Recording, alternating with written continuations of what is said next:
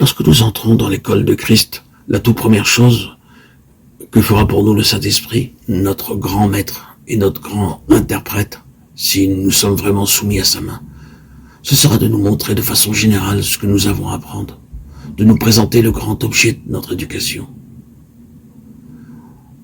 En lisant les passages d'Ézéchiel, chapitre 42, 4, 43, 10, 11, qui ont beaucoup de rapport avec cette école de Christ, cette école que le Seigneur désire avoir.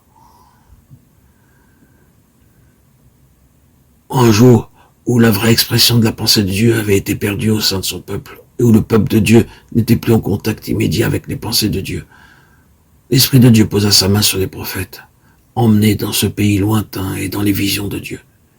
Il le ramena en esprit à Jérusalem, il le transporta sur une haute montagne, et lui fit cette présentation d'un nouveau temple, duquel jaillirait un fleuve d'eau vive, qui devait couler jusqu'aux extrémités de la terre.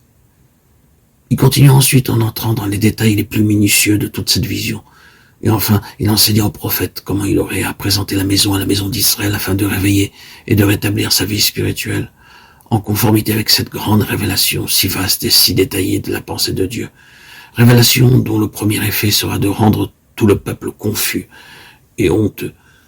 Il se peut que le temple d'Ézéchiel doive encore être littéralement établi sur la terre. Nous ne discuterons pas cette question, mais il y a une chose qui ne doit nous laisser aucun doute, c'est que tout ce que vit Ézéchiel a sa contrepartie spirituelle et son accomplissement dans l'Église qui est son corps. Spirituellement, tout est en Christ. Or, la méthode de Dieu à l'égard de son peuple dans le but d'assurer la pleine expression de sa pensée, c'est de présenter avant tout l'objet parfait. C'est ce qu'il fit lorsqu'au Jourdain, il déchira les cieux et déclara « Celui-ci est mon fils bien-aimé, en qui j'ai mis toute mon affection ». Il présenta et attesta ainsi celui qui était l'expression pleine, entière et détaillée de sa pensée pour son peuple. L'apôtre Paul, en des termes qui nous sont familiers, proclame expressément ce fait. Ceux qu'il a connus d'avance, il les a aussi prédestinés à être conformes à l'image de son Fils. Romains 8, 29. Celui-ci est mon Fils bien-aimé, en qui j'ai mis toute mon affection, conforme à l'image de son Fils. Nous avons la présentation et l'attestation, puis la déclaration du dessein de Dieu, en relation avec son Fils.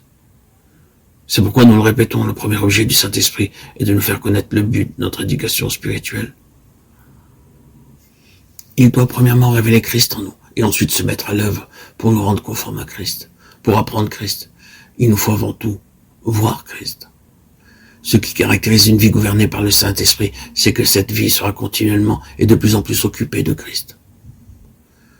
Que Christ deviendra pour elle de plus en plus grand et à mesure que le temps s'écoule, toujours plus merveilleux.